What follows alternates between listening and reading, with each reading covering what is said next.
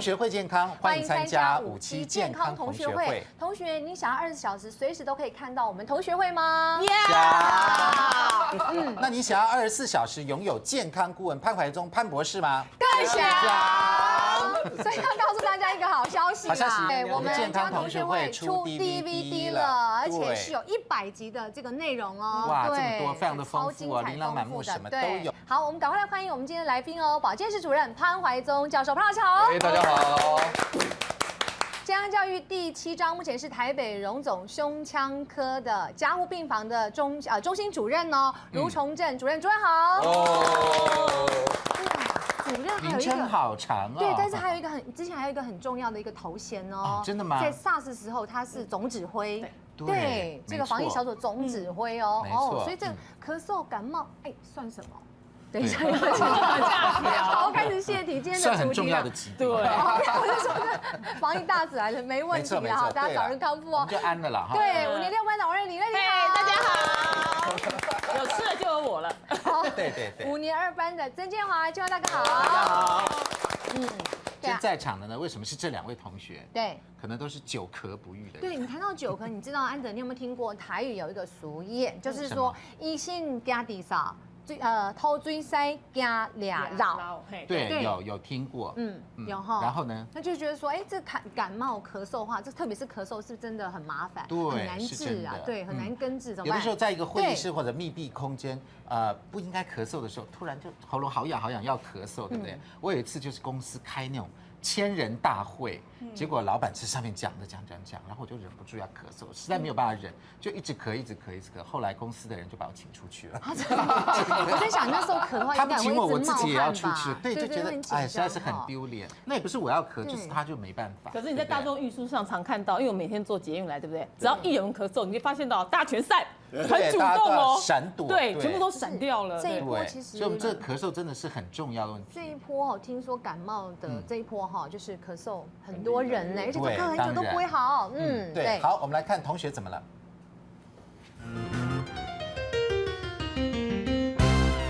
听说建华哥就是久咳不愈啊。我是从大概7岁开始就是荣总的病人，一直到30岁之前。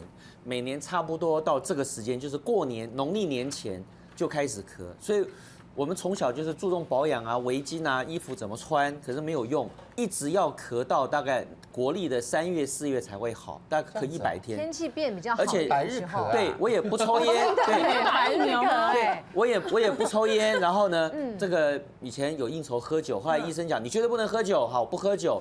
然后讲说你不要接近这个花虫，对不对？说不定是过敏，什么原因？我大概如果我看过大概90个医生，告诉我100种原因，就是怎么样都，然后去看中医没有用，就一直咳了到一直咳到大概40岁，咳到40岁，我们重新开始调整饮食生活之后，才这10年来才好。所以其实我每年很怕过冬天，那我又是农历大年初3生的，那我阿嬷就讲啊，说啊你就是冬天生的小孩，你就有这个问题，所以说你就认命，所以我就很认命啦。对，后来才知道说好像不是这样。那个时候是每到冬天是怎么咳？是上午下午都咳，还是偶尔这样咳一下？一直咳，一天到晚。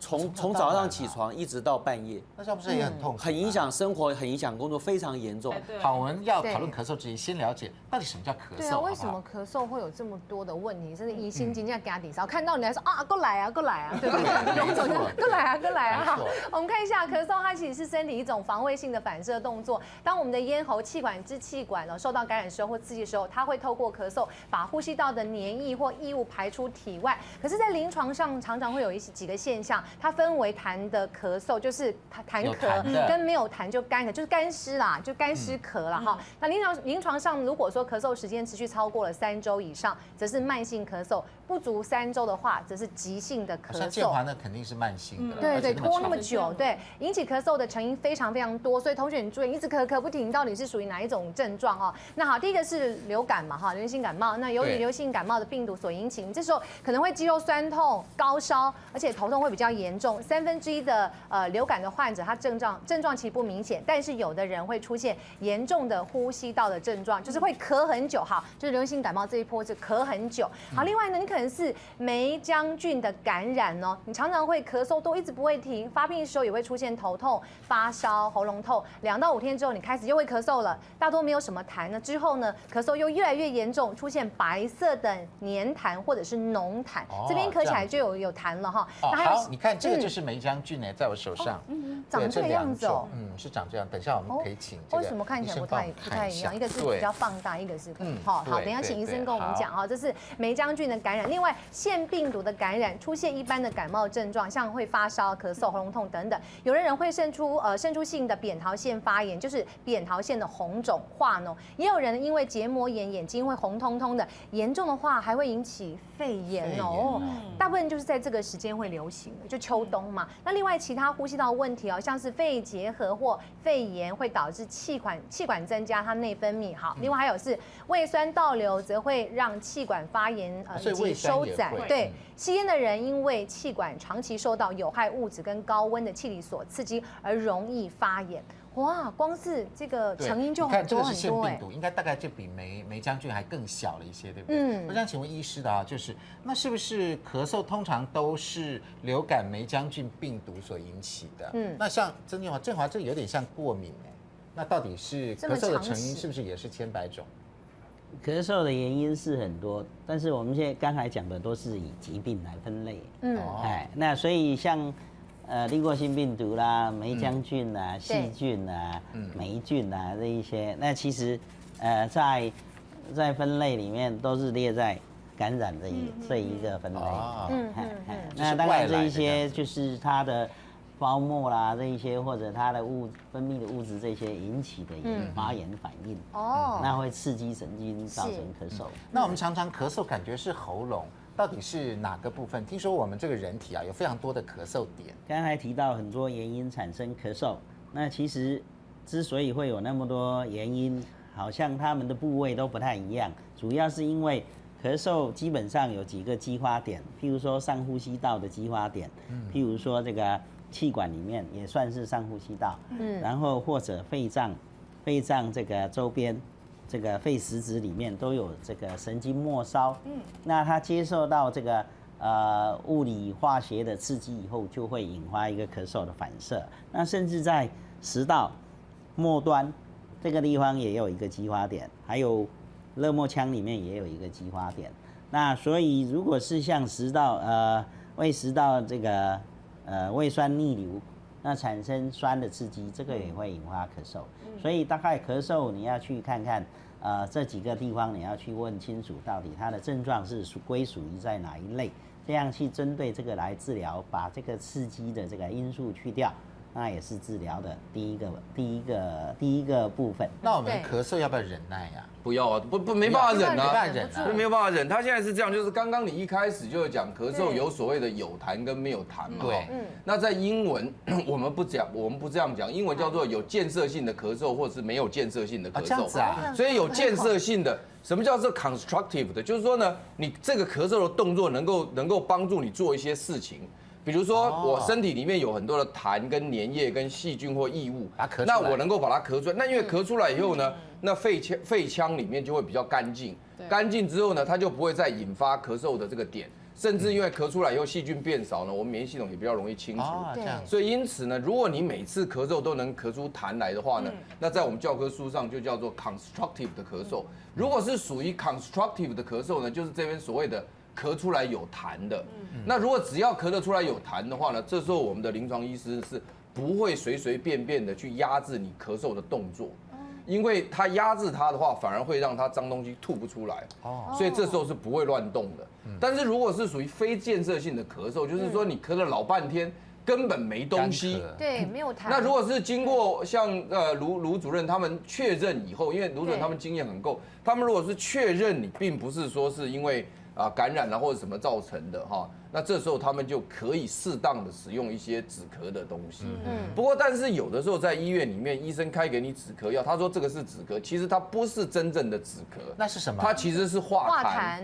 他现在是这样，就是说，如果像我当时，因为我最近是病号嘛，久病成良医啊，我这最近是病号。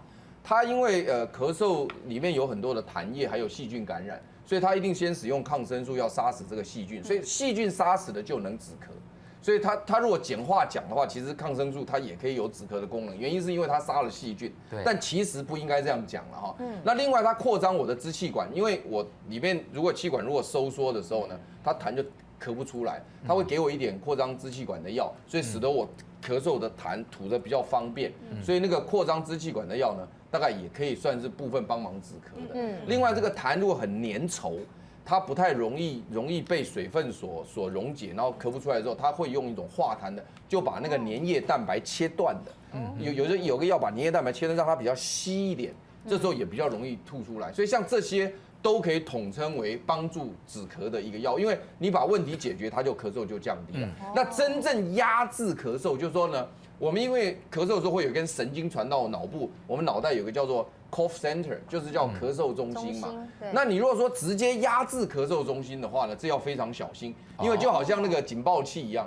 就我们家的警报器响的时候，你要去找哪里起火了。你不是说是哎呀烦透了，把那个警报器关掉，你管它哪里发烟，等到全家都烧光了，警报器还没响，那是不行了。所以它不会随便去压制这个所谓的 cough center。它要先确认能够压制的时候，它才会压制。好，这边我们要先进一段广告，广告回来之后呢，还有很多咳嗽的要讨论，对不对？比如说我们那个痰要咳出来，还是要吃这个镇咳药来止咳比较好，对不对？另外还有很多的迷思，对不对？对，比如说偏方啊，对，比如说咳嗽的时候能不能吃酸的食物啊，果酸的食物啊，对不对？还有这个听说吃蜂蜜可以止咳，对不对？吃巧克力可以止咳。最近网络上很多很多咳嗽太多了，一大堆止咳的偏方，我们就要好好的一一来检视一下。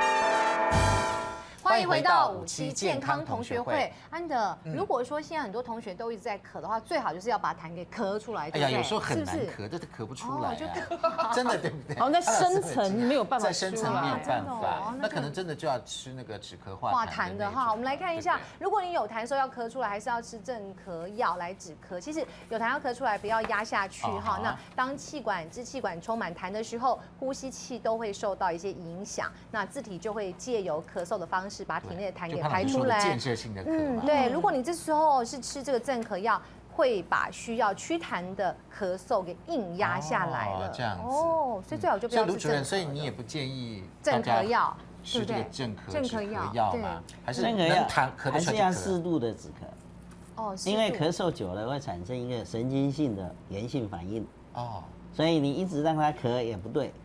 因为那个发炎会继续产生，那继续产生，继续刺激，那这个发炎不只是造成你咳嗽，它全身性的作用也有，就是说你会变成全身性的发炎，那全身性的发炎，慢性的就是造成像血管硬化、骨质疏松，甚至糖尿病，这一些都是这样来的。所以不是这样子一直咳下去。对，所以过去我们不了解这个程序，对，那现在的研究越来越清楚，譬如说慢性阻塞性肺病的病人，那以前我们都集中在治疗他的肺部，那事实上他从肺部可以转到心脏，或者全身骨头全身的血管，那所以这个东西我们就要去注意，就是早期的预防最重要，对，因为你一旦启动了这个炎性反应的话，后面的这个慢性病就是随附而来的，所以为什么一定要戒烟，就是这个。还是跟烟有关。对，那这个痰哈也是一个很有趣的东西。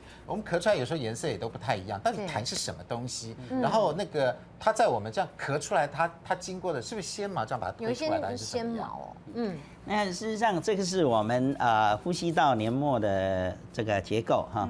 那在呼吸道黏膜上皮细胞通常里面间杂有这个黏液分泌的细胞，叫做杯状细胞，还有这个黏液的分泌腺。那这些分泌的物质就是在上面造成一个胶层，那这胶层可以粘连这个异物，那有些异物会粘在上面。那我们这个细胞上皮细胞有纤毛，这纤毛摆动往口腔这边摆动，把它扫出来。所以正常人其实是吞下去的。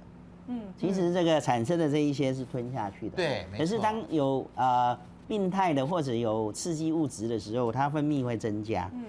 它分泌增加，或者抽烟的人，或者慢性支气管炎的人，有些部分会断裂，会跑掉。会剥落。纤毛那这样的话，就好像我们那个扶手梯啊，有一段就没有了。没了。那所以这时候就要靠咳嗽去把它清出把它来，弄出来。哎，去把它清出来。所以这是正常的情况下是这样。那再来就是为什么会产生痰比较多或者没有痰？那有一些它的分泌，像有一些人分泌腺已经退化了。那它刺激以后，它也不会产生痰，就不会有痰。那有一些它是胃酸，刺激点不一样，它可能就不会有所谓的痰。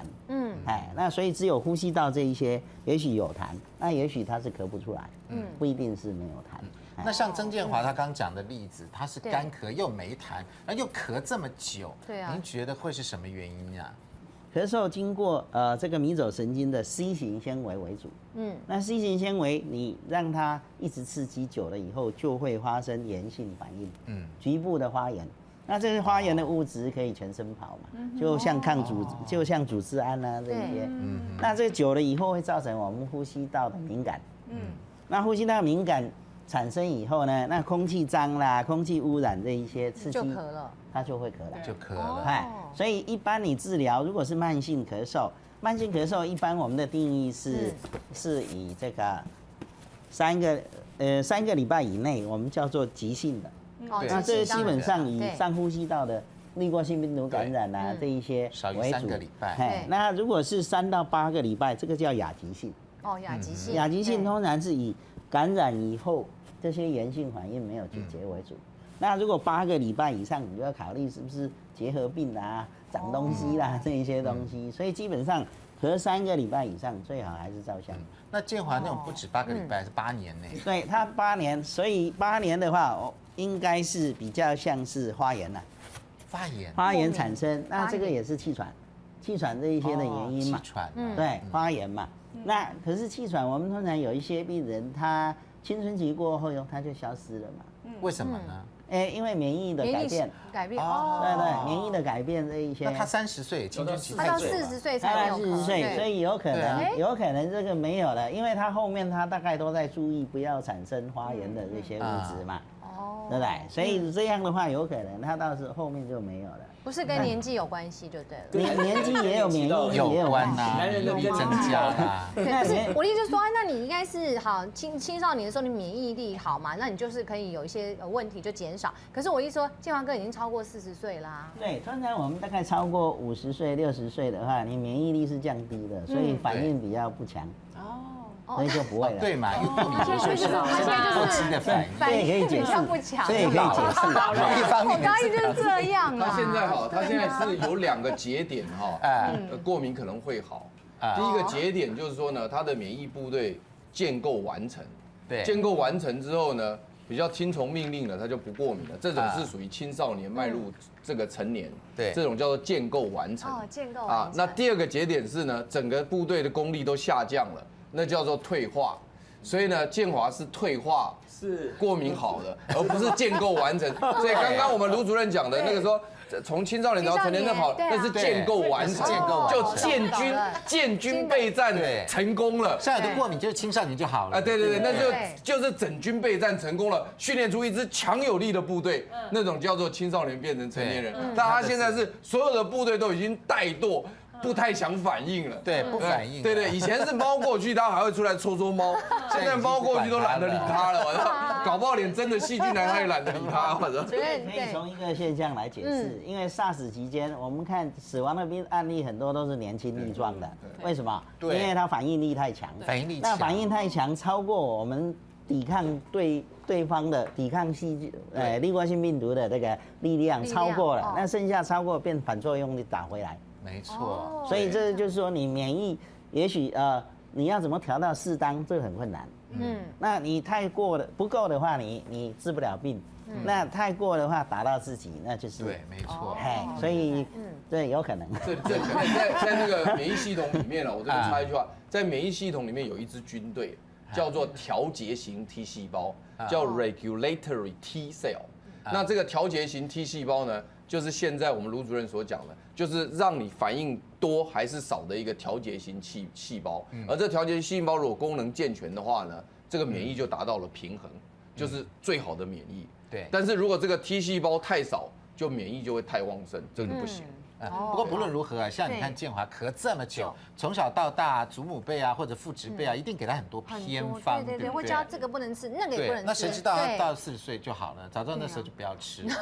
但是一定吃了不少偏方，我们来看看到底有哪些。好，对，忌口或者是偏方真的能够止咳吗？好，我们先看第一个，咳嗽的时候不要吃含果酸的食物，小心咳不停哦。是这样的。对，你看咳嗽，你看含果酸的食物，因为它果酸是会刺激我们的咽喉中枢，所以会使咳嗽的症状会更严重。那另外呢，果酸也会腐蚀我们的外层黏膜，就像刚刚主任讲的，然后使细菌更加深入，然后咳嗽更严重。不过我们还是可以吃一些少数没有果酸的，所以说咳嗽的人呢，他可以吃的水果有包含哈密瓜啦、木瓜、香瓜、水蜜桃、龙眼跟释迦。可是呢，以我本人的经验来讲呢，我很喜欢用水梨，因为水梨呢，在《本草纲目》来讲呢，它主治热嗽。范老师怎么笑这么开心？好像是哪一个门派啊？跟这个门派好像不太对。可是没有，我就讲水果啊，因为你知道，我们咳嗽，老人家说不能吃橘子啊，你会咳得很啊。过年橘子都这么多，你要我不吃很痛苦啊，对不对？那我还是要补充一下，那还有润喉，因为我们还是会有干咳那种状况，因为我们喉咙用的使用量比较多，所以你看，我们说梨呢，《本草纲目》记载啊，梨啊，它本来就是说主热治，然后还有这个，然后止嗽，还有这个止渴，然后但是它的梨汁呢，你看到没有？这个梨汁的部分就可以润肺的部分，所以我平常1个礼拜哈，我都会吃一次这个水梨，因为现在水梨很方便啊，对不对？到处都有水梨，你把这个头切开来一点哈，然后中间的心用汤匙把它挖开来之后，然后把冰糖加满放在里面，但是请大家趁热吃，因为这个小孩、老人都好爱。你知道，而且都完全不用加一滴水放在电锅里面蒸熟就好了。对，然后如果说有一些咳嗽的人哈，你隔天早上起来发现，哎。气管会比较舒服的很多，对，因为水梨我刚刚讲有润肺的功能嘛，然后冰糖它不会让你觉得很甜腻，它只是要中和它那个酸味，所以它如果说你有一些烧虾，其实这一颗是我今天要吃，因为有点烧虾，好吗？对，然后这是还蛮中医真的在认为梨子是可以那个镇咳止痰，就是化痰，对。不过我们回到那个果酸哈，想请问卢主任，那是不是真的我们要避免在咳嗽期间不要吃果酸的食物？通常水分比较多的水果都劝病人那个不要吃啦。哦。那如果是酸性的东西，刚才讲过，因为食道下方也有一个点嘛。那喉咙那一个你也会直接受到刺激嘛。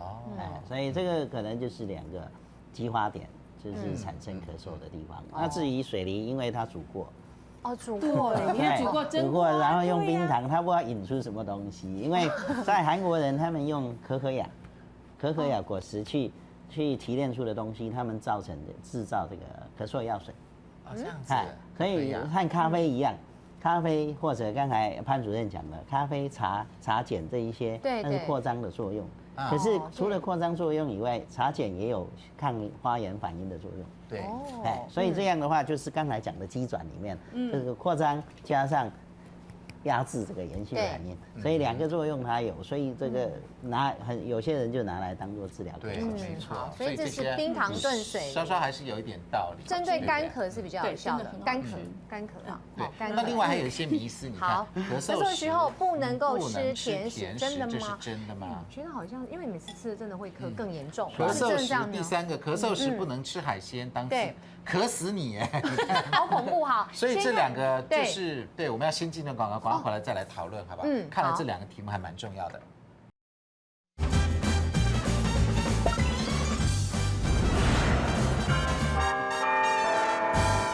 欢迎回到57健康同学会。好，咳嗽的问题还真的是蛮多的，但是迷思也不少哈。偏方特别多。好，我们来看一下，是不是咳嗽的时候不能够吃甜食？真的吗？建华。咳嗽的时候吃甜食，你嘴巴还有你这喉咙的部位，你好像有一些这个粘黏的东西会特别的多。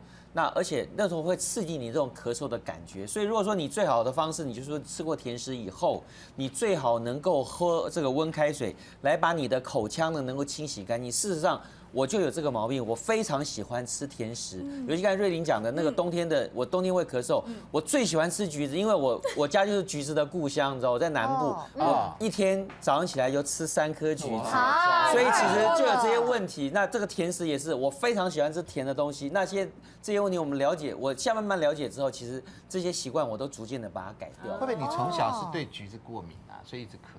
还是要吃太多太冷了。我很喜欢吃柑橘类的东西，对。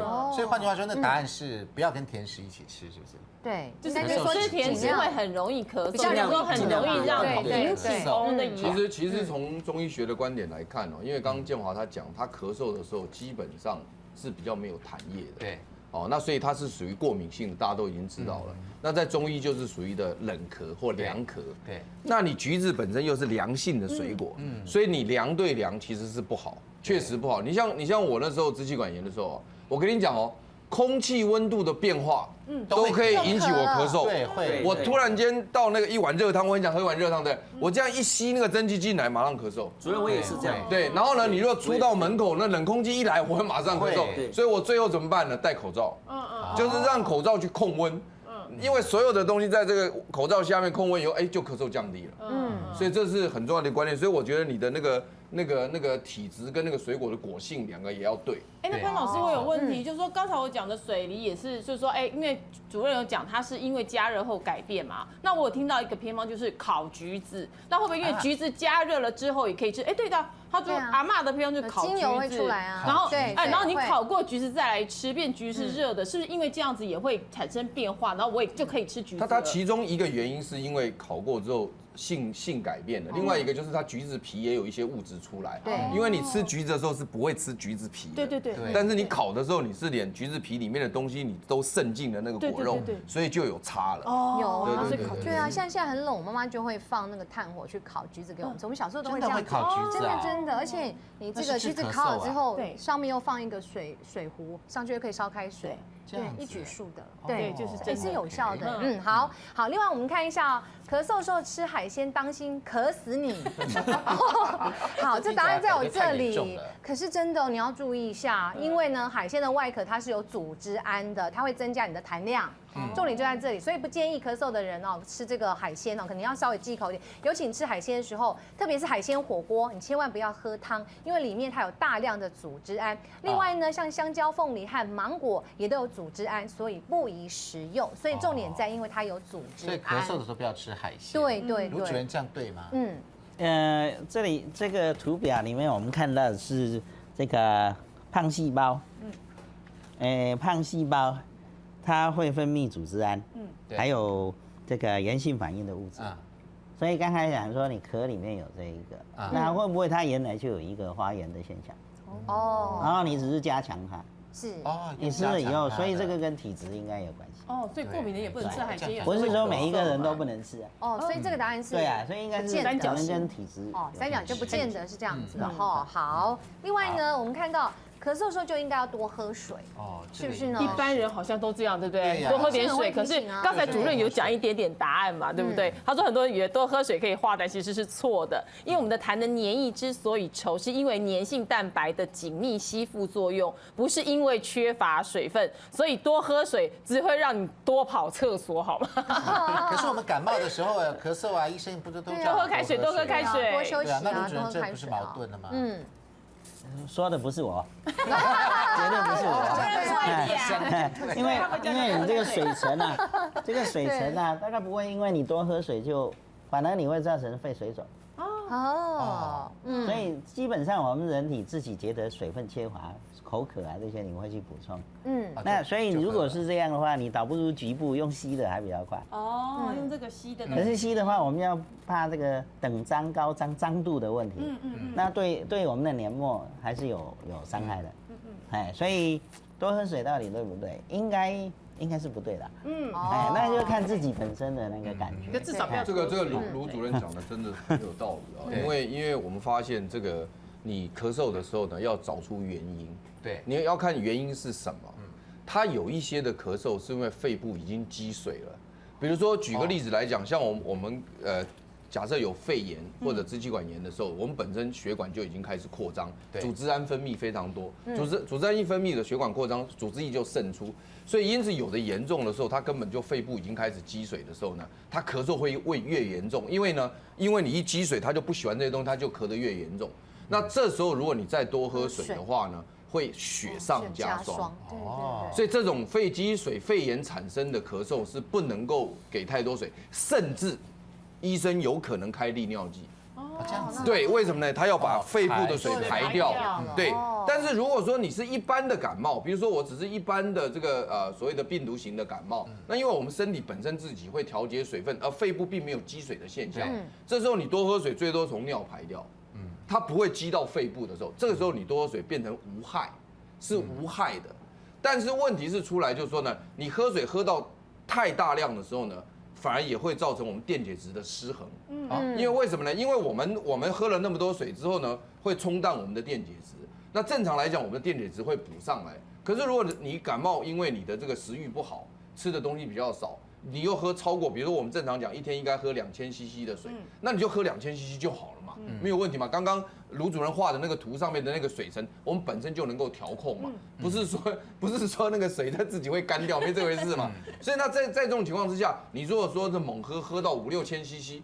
没有意思嘛，而且喝到5、6千 CC 就水中毒啊，有可能因为所谓的水中毒不是真的中毒，是因为电解质失衡，造成身体电解质失去平衡产生的虚弱跟无力，然后整个生理产生的变化。所以我觉得多喝水这件事情应该改为适当喝水，就是说你若是感冒发烧，我认为适当喝水是对的，适当喝水。但是如果是因为肺积水或者肺炎造成的时候，这时候不能够多喝水，要听医生的指示。所以我们还要分析。这时候水就不能乱喝了啦，哈。对，没错。好，那另外呢，就是要提到说，吃巧克力、蜂蜜止咳效果是比药更好呢。对，最近很多人到网络上传来传去的哦。对啊，因为呢，欧美有的研究是显示说，巧克力它含有可可碱，这可可碱呢，对于气管的扩张是有正面的作用的，而且可可碱呢，它可以压制迷走神经，舒缓你的咳嗽的反应。那此外呢，像蜂蜜也能够帮助支气管的扩张的作用，对于支气管的收缩所引起的咳嗽，它是有效的。可是我觉得这题是陷阱题。为什么？为什么？因为巧克力有糖分，刚刚我们讲了不能吃甜的，然后呢，主任又讲了可可粉里面有可可碱，对不对？对啊，所以它是有陷阱，你们现在都会出陷阱。没有，巧克力要吃纯的，要有一点的，对，这个86，要80以上纯度的喽，很高，所以要提醒大家吃纯度要纯度高一点，就是不要太多加工的东西进去啦。不是小朋友吃的巧克力，对，不是小朋友的不是加工的巧克力，对，不是牛奶巧克力，对。落后国家他们因为没有那么好的治疗气喘的药物，所以他们会用咖啡因。但是那个量要到5g 以上才有效。那所以你吃也许轻微的可以，可是你要注意它的那个药量啦，它的 concentration，就是它的浓度啦。像可可碱的浓度到底多少才是有效的？所以当然你可以辅助的治疗，可是毕竟我们的西药其实也是从生药这一些过来的嘛。那我们只是把它把它的浓度加强，把它的特定的物质，把它显出来，就这样嘛。那所以其实你说这一些偏方有效，当然会有效，只是问题程度的问题。所以蜂蜜也有效咯，也是浓度的问题咯。好，了解了。另外咳嗽的时候比较直接，就含颗这个喉糖好了，对不对？或者是吃枇杷膏到底有没有效呢？喉糖也很多啊，潘老师的喉糖。我跟你讲，喉糖的这个变化其实很多，你不要小看这个2个字的喉糖，对，因为现在喉糖有所谓它有没有含抗生素跟没有含抗生素。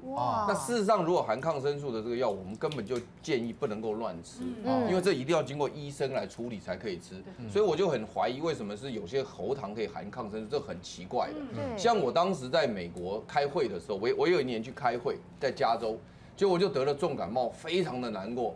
包括这个喉咙也非常的痛，然后呢，我因为在台湾的时候，我知道说喉咙痛可能发炎了，有时候我的临床医生会开那个抗生素给我消炎嘛，那我那时候就异想天开，跑到那个美国的药房去，我跟他讲说，我的喉咙发炎很严重，非常痛，你可不可以抗生素给我？他说 No， 我们的药房真的没有处方，绝无可能开任何抗生素给你，所以你一个都拿不到，不像台湾那么方便拿到，这样才对。所以对，这样才对啊。那后来我就跟他讲说。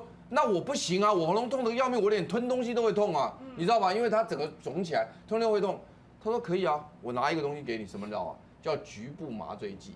它可以用喷的，很有用哦。你这样一喷下去以后呢，它这边就稍微麻醉止痛，然后呢舒缓，但是它不是抗生素。好，那这是一种，我先解释，就是有的喉糖里面有含抗生素的，我是坚决反对随便使用，要经过医生的处理，这第一个。第二个是，如果它不含抗生素的话呢，那其实它就完全没有所谓的消炎杀菌的问题了，没有这个问题，它就直接是没有。但是问题是它会放一些中草药在里面。那这些中草药呢，因为我们传统以来5000多年来，它确实有一些中草药可能对于舒缓咳嗽有帮助，这个我们不要乱讲说没效，这个不能乱讲。对，那个就是属于一个辅助的，帮助你做一个舒缓的动作。但是我不认为它可以消炎。或甚至止痛，它大概没有这个功能，但是它可以稍微舒缓你。那甚至再次一点是连中草药都没有，它只是就是含一点什么薄荷、清凉啊，对不对哈？那个又是更是另外一个，那这就是一个叫做什么？叫做 psychological comfortable， 就是心理上很爽。就反正你含了一颗就哇，假结哦，哇，就凉凉的，因为它是喉，精神也来了，对。但是在美国很好玩，在美国我们也后来他们也知道我们也有这种心理上的慰藉，所以他们后来有发明一种糖果，是属于在药房可以买到的，就不用处方了，就是它也可以有一点稍微有一点止咳的效果，就是那种叫做 cough。Novitusi， 对，那种叫做cough candy， 就是有那种东西，对，那种包装的就可以。所以我们很多喉糖，像潘老师讲的那些没有抗生素的，应该都是在卖场、超商买得到，那就是偏向糖果了，比较像心理安慰的那种哈，心理安慰剂，就是舒服了。舒适咬开来呢，它的功能是这一种，对，心理上很好，所以我就说，他如果强调很有效，有放很多药的那个，我根本都反对。好，所以潘老师，请教你一下，就如果说我们这咳嗽的话，到底喉糖吃枇杷膏有没有效？这边有个重点，就是说，如果你觉得喉咙肿痛的时候，就是可以选药治好，所以这个时候药治好就，这就我的意思，就是说这个最好还是要询问一下了。我认为就是说你最好是要问一下我们的卢主任，或者要问一下药师，你不要自己在那边乱吃，因为事实上有的时候这些抗生素类药吃有时候会造成细菌的增生，因为我们有时候这个细菌的菌丛它是互相 balancing 的。你说随便乱用的时候，它会造成另外一种细菌的增生。我跟你讲，后果是不堪设想的。对，好，我们的网友呢也很可爱，也要写一些偏方哎。对，因为最近都很多人酷扫，而且是扫北亭，所以就有很多的这个网友留言。对啊，像郑同学就是说了，他是用那个白萝卜干丝，是不是切丝啊？放到碗公里面，然后他说加麦芽糖，他说正牌的麦芽膏哦，去蒸，然后你看。就是保鲜有封了之后呢，把这个汤汁对，然后他说他之前是咳嗽，然后这样就好了。还有一个是柳丁，对，还括弧连皮哦，柳丁、柠檬梨，还有加凤梨，这个跟你的加冰糖，这跟你的那个很像。凤梨要削皮啊，这好就不能用。那这两个网友呢就仅供参考了。如果咳嗽超过3个礼拜都还一直咳，对，那就表示背后可能是某种疾病，对吧？这个才重要哦，对不对？所以广告回来之后要讲这个。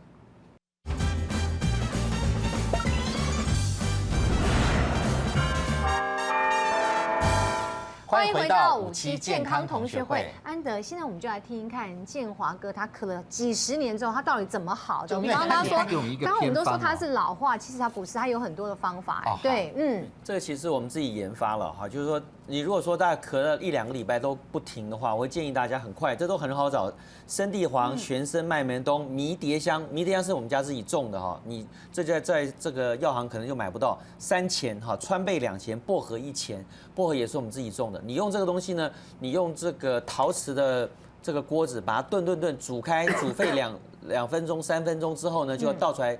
当茶水喝当茶水喝，它很快有，因为像迷迭香，它里面有杀菌的效果。对，好，那这个是久咳不愈的。那如果平常的保养的话，建议大家去吃杏仁哈。杏仁有2种，一种是甜性，一种是苦性。对，但苦性呢，它有止咳平喘的作用。甜性呢，它有驱寒、散寒、祛风的作用，治哮喘，而且这个支气管。但是在本草纲目上，它特别讲说，杏仁呢它是主治咳逆跟上气喘促的作用。所以其实我最近大概尤其冬天，我现在每天早上起来我一定去喝这个杏仁，好，那杏仁我今天带来的一些哈，但只是告诉大家有这样的东西，你可以去这个有机店或者物店，你买整粒的杏仁，当场看它磨，当场磨起来就冲这个里面有加其他的东西，好，这甜甜的很好喝。那像我每天早上起来的话，我一定会去喝一杯。尤其冬天，对你就是保养用的。对，久病成良医。不是这个一定要我说要这一定要现磨的，因为小时候我一直觉得杏仁粉泡起来就应该是勾勾的，你知道吗？对。就搞了半天加了太白粉在里面。对，你前面有一个机器是什么？这比较细哦，对对对，这是我们可以就是有时候引起咳嗽的时候，家里的老年人嘛，其实到秋冬的时候他气喘，喉咙比较弱一点。那这个其实是一个蒸汽机哈。那现在这边的，对啊，它这边就是有加水，把水加在这边，然后呢，有时候你可以跟医生讲说啊，医生有时候会开一些药给你，那你就可以装在这边，药装这边，然后水装在这里，然后很好玩哦，它有分大人带的，它就会从那管子喷。对对对，喷蒸汽，然后就说你看，如果你是大人，因为它就会照到你的鼻子跟口腔，那你就把它插在这里，然后把它打开来，它就会把它带起来，然后吸气，然后蒸汽，对，那这也有小朋友的一个部分。那如果说你只有喉咙平常比较不舒服的时候，用咬的。好，然后它一样会有支气管，如果医生有开支气管扩张剂给你的话，就可以这样子。那如果平常都没有药物的话，没关系。像刚才主任讲的，你放一些水让它去蒸的话，其实会比较舒缓一点点，对，还不错啦。这也是医疗器材之一。对，医疗器材之一，就是说现在我会比较吓，说可以研发到大人跟小孩子的口罩了，你知道吗？很周到，对。我们刚才在广告的之前呢，有讲过说，如果你咳嗽超过3个礼拜就要注意，而且你用那么多方法都没有好，对，可能是有某些病症，我们来看看可能是怎么样。好，也就是说你要注意一下，如果你咳嗽超过3个星期，如果你有以下症状，小心你可能是不是某些的一个呼吸道啊，或者是感染的一个问题，或者是胃酸逆流。对对对，我们看，如果你是这个上呼吸道咳嗽症候群的话，你可能会出现，晚上呢刚躺下来睡觉总是咳得比较厉害哦，或者说你很容易就鼻塞啊，容易流鼻涕等等，这就是上呼吸道咳嗽症候群可能出现会这样的一个情况哈，就是这个是一个症状。那另外呢，如果说你喜欢吃甜食，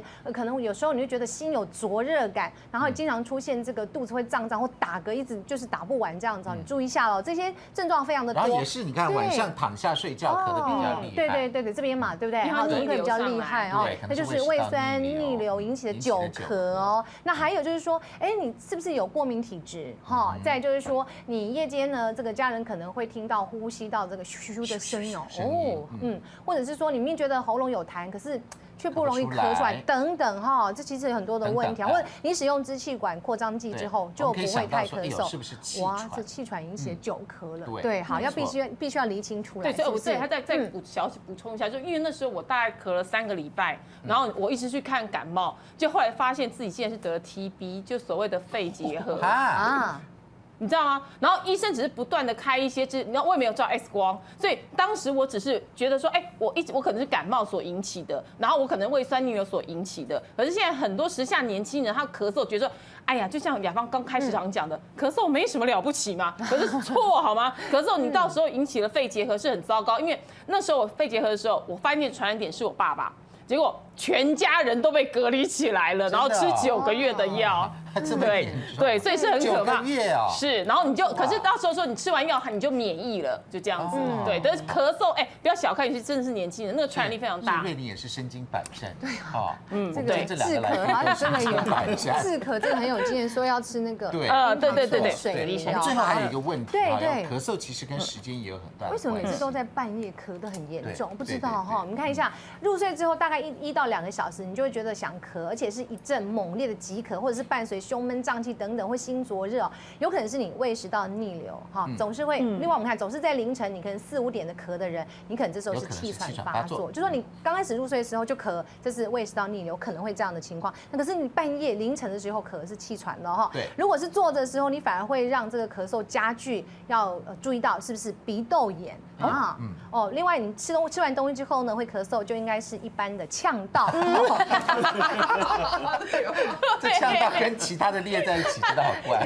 有会。还有冬天时候呢，才恶化的咳嗽，有可能是慢性的支气管炎，那支气管扩张症等等，或肺纤维症等等。所以卢主任，这咳嗽看时间，这个写的对不对？其实因为我们人体这个肾上腺素的分泌是2点到4点是最低的，那我们早期在治疗气喘没有那么多好药的时候，我记得我实习的时候都是皮下注射肾上腺素来治疗气喘，所以这个就是说可以解释说我们的荷尔蒙的分泌在那个时候是比较低的，所以这样比较容易气喘比较容易在那个时间发生。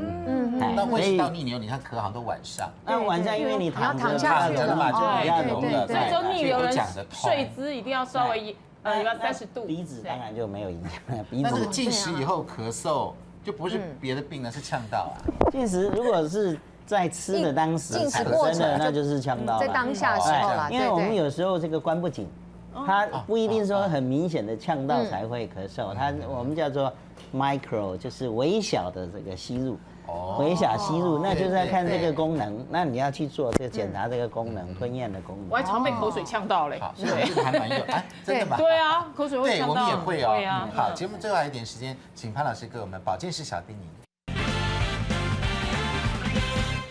对，我想第一个就要跟大家讲，就是要戒烟哦，因为这个抽烟是没有任何的好处，而且到老了你就会知道。造成这个慢性的这个支气管的这个扩张这个阻塞，这非常的严重。那另外就是说，如果你在咳嗽的时候呢，发现下面几个情况的时候呢，麻烦要立刻去就医。比如说，当然咳嗽有血，大家都会去的。另外就是咳嗽很长没有好，或者是咳出来的痰是黄色的、粘稠状的，这可能有细菌性的感染。我们有时候是淡绿色的，淡绿色里面也是有些感染的，有些感染。一般是那个水样的或者是澄清的那个比较不算比较不算感染。如果是黄稠甚至有一些臭味的话，那就已经产生感染。咖啡色。对，那或者是喉咙肿胀发痛，这个都是要特别去注意的，就是要立刻去看医生啊。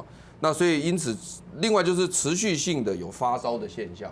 因为如果说它产生了肺炎以后，它就会产生发烧，对，这就非常的重要。所以我们不要把咳嗽看得太简单，如果有任何的一些异状的时候呢，还是要立刻去就医。对，卢主任有没有要补充的？原则上这个咳嗽的治疗，我们分从前面的几个图我们来看，分3个部分，一个是刺激的这个原因。